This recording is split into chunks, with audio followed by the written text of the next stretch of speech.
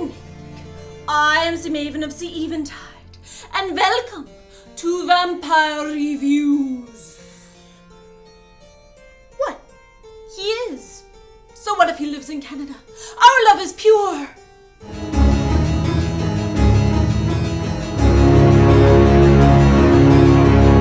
Have you ever wondered where vampires come from?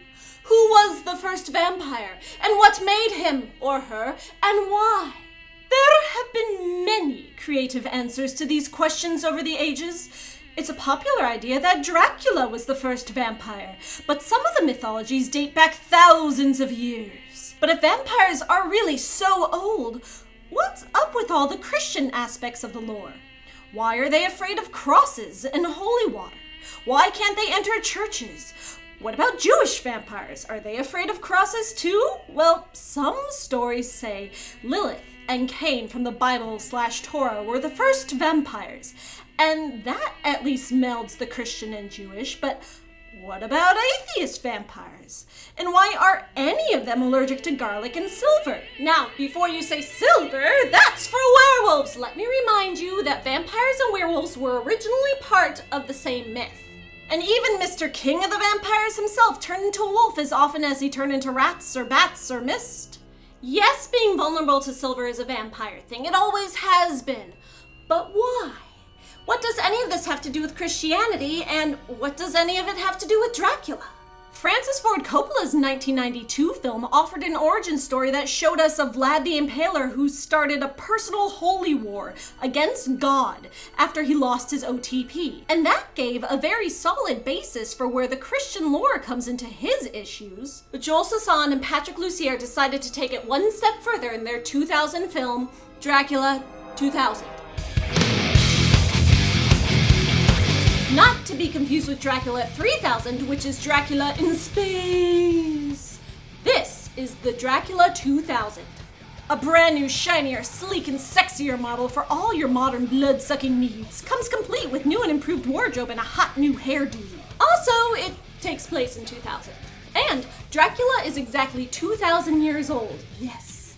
Dracula's true origin and secret identity is none other than Judas Iscariot, betrayer of Jesus of Nazareth and Christianity's favorite traitor. Cursed here by God to be an immortal, unholy, blood-sucking demon for his crime against Christ. And that is why he's vulnerable to silver.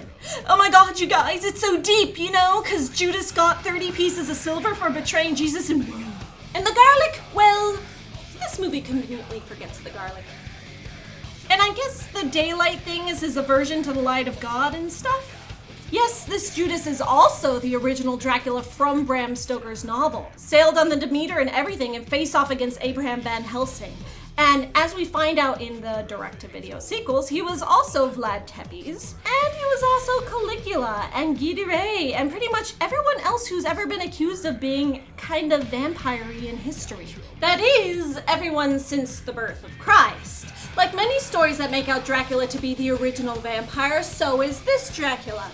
His Dracula-ness just wasn't the first time he did it. Dracu-Judas here is an example of what is known as the Wandering Jew, which is a medieval Christian notion about the Bible verse Matthew 16:28, which they interpreted Jesus to say that some of the people listening to him speak would not die prior to his second coming. And that meant to them that at least one of those people with him would, for some reason, be sentenced to immortality.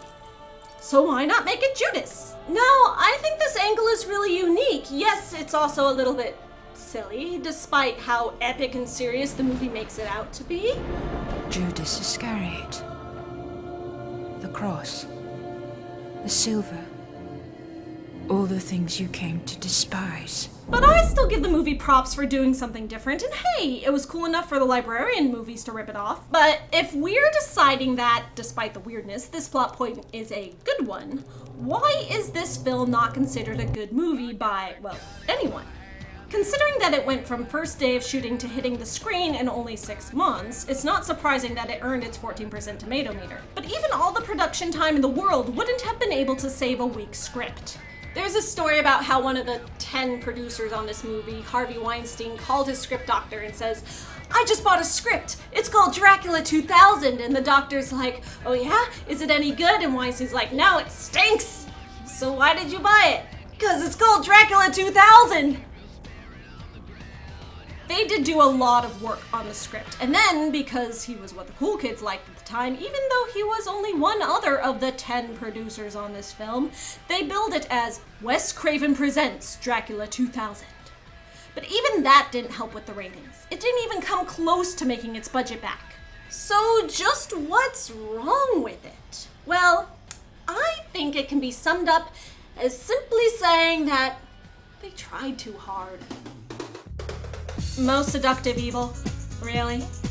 I get that vampires are seductive, sure, but Dracula? The guy that started out looking like this? But gosh darn it if they weren't gonna make it hip for the kids. By 2000, it had become cliche for vampires to be sex gods.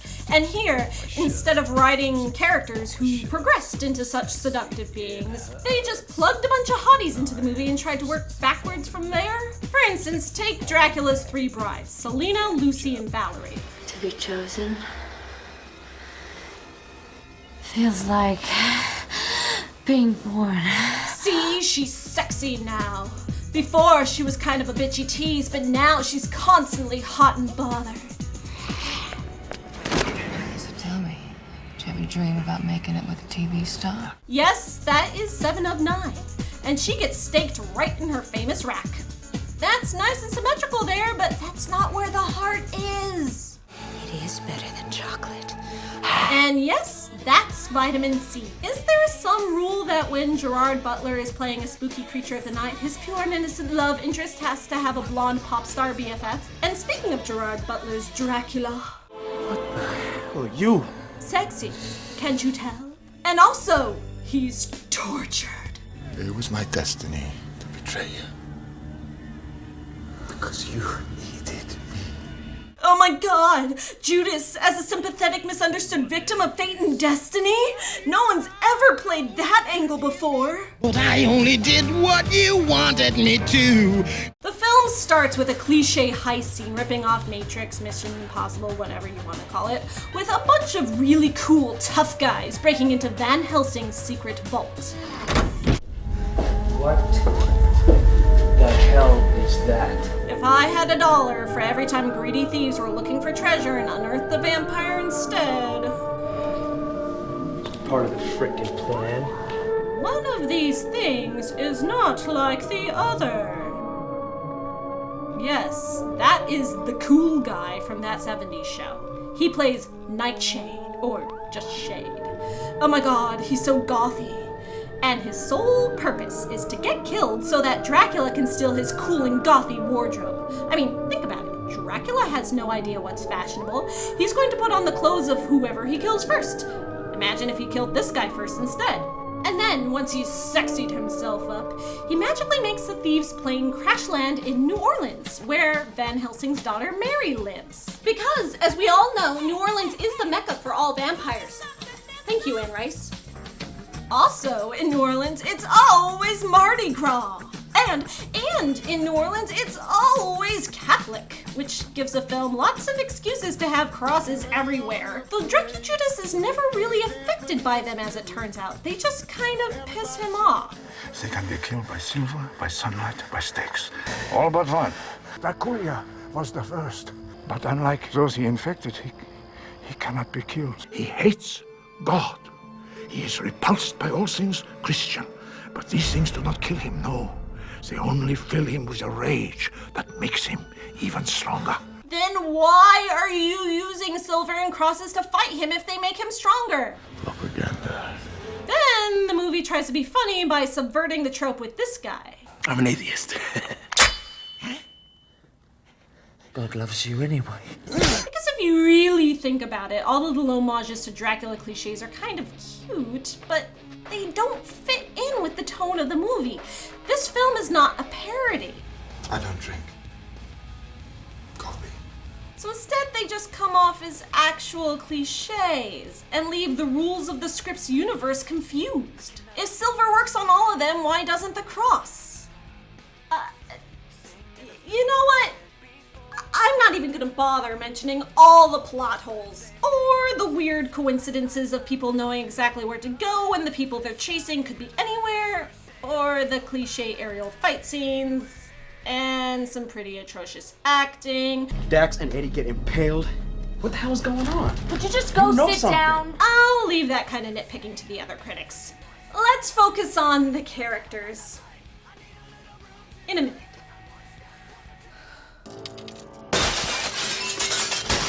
The story goes that when Van Helsing captured Dracula in the 1800s, when the Bram Stoker novel took place, he found out he couldn't kill him. So he kept him locked up and used his blood to keep himself from dying to act as his eternal keeper. This is all explained to Mary and Van Helsing's assistant Simon through the magical exposition diary that appears toward the end of the film and then is never mentioned again. My unholy addiction has corrupted Mary's blood. And while Van Helsing was keeping Dracula, he apparently got busy and passed Dracula's blood through his genes into Mary. And for all of Mary's life, she's been dreaming about Dracula, not understanding what she really is. And what she is a virgin. Record store employee. I just keep thinking, Mary, that maybe if you had a man in your bed, you might not. Need the man in my head, thanks. Oh, and also a virgin.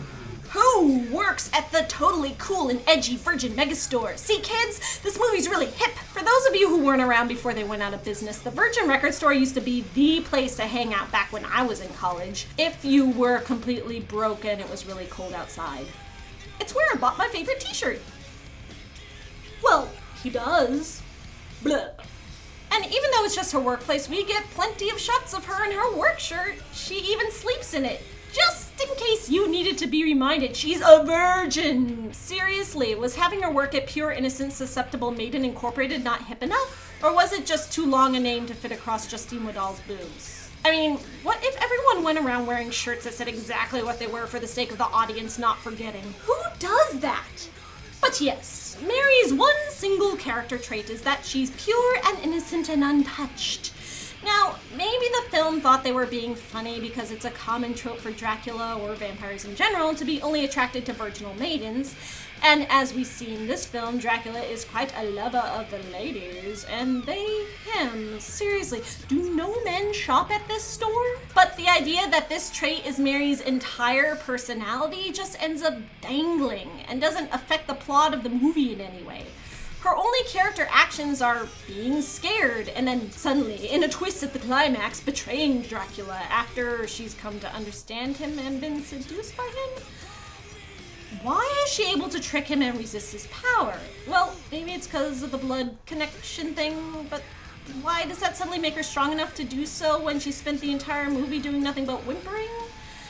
She has no problem at all chopping off her own best friend's head. Even Simon hesitated with Selena and she wasn't even likable. So then we have to ask, what is the movie's real point of Mary being innocent?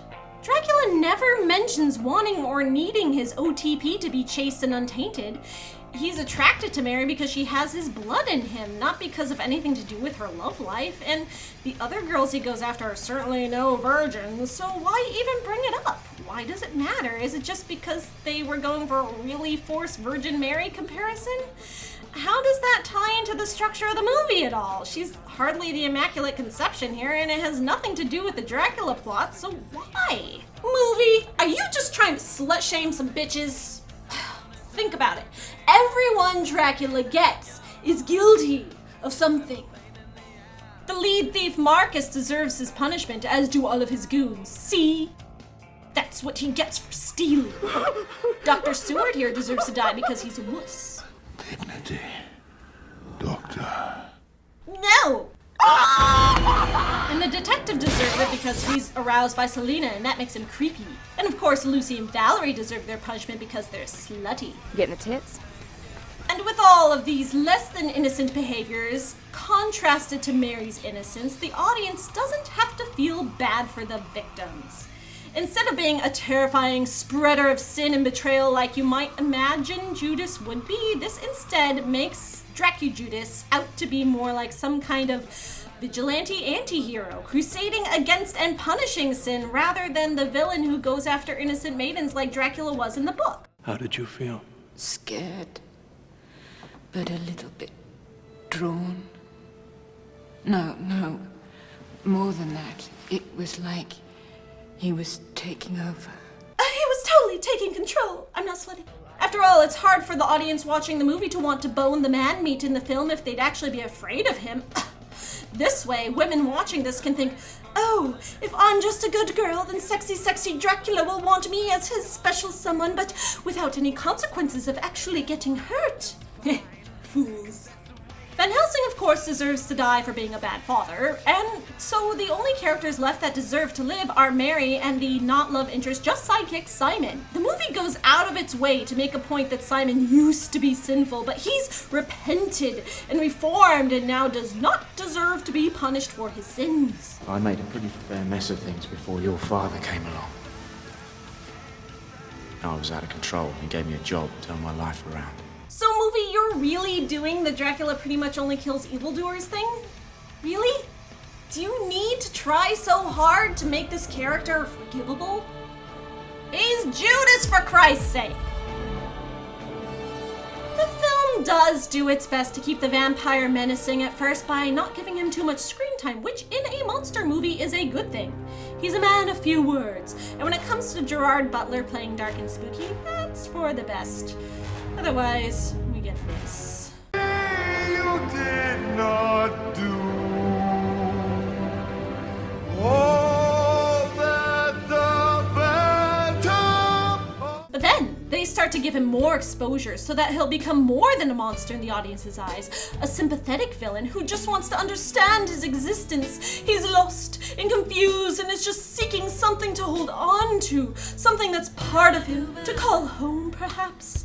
What he really wants is a family and the kinship he lost so long ago. He's bitter and lashing out, but only because he's hurting inside. He doesn't want forgiveness so much as validation. You stole life from my blood. Oh, and also revenge against Van Helsing, who's been torturing him for decades. She's my Mary now. I'll admit it, I do think the connection Dracula has to Mary is actually a good plot point, and I like what they at least tried to do with it. It's a lot more interesting than having his OTP just be played by the same actress as his dead wife, as we've seen before. This time, he's actually interested in her for her, and not because she reminds him of another woman or some reincarnation business. She's part of Dracula, and in a way that none of his other brides have ever been or could be, and that's pretty cool. You smell like me. It's too bad that how they end up using it is so vague and strange. Because of the blood tie, Mary's more connected to Dracula than anyone else, but also more able to resist his power? That's something I would have liked to see explained after the big reveal, but before anything can really be done or said about it, Mary hangs Judas and he burns up in the light of dawn. But he's still not dead. The ending message is confused and weak, and none of the struggles feel resolved. The film made a really bold move with the whole Judas thing, but then it got scared of offending people, so didn't offer any closure at all to the story of his character arc. And all we're left with is a cliche monster who's totally just gonna get up and do it all over again in the sequel. Now, I drink the blood of your children. Being a general bitch to God until someone comes along to stop him. Mary takes over the job of being his keeper and now finally understands who she is and her meaning in life. It's just too bad the movie doesn't convey that understanding to the audience. I am Mary Van Helsing. I am my father's daughter. And nothing can ever take that away. What does that mean? And just how is that empowering? And how am I supposed to get how your character's changed without your t-shirt that says Daddy Issues Conqueror? What? Like you don't have your little habits? I am the Maiden of the Eventide, and Dracula deserved better than this.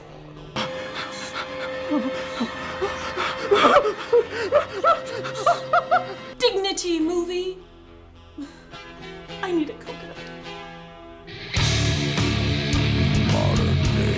I want to suck your milk. Blah.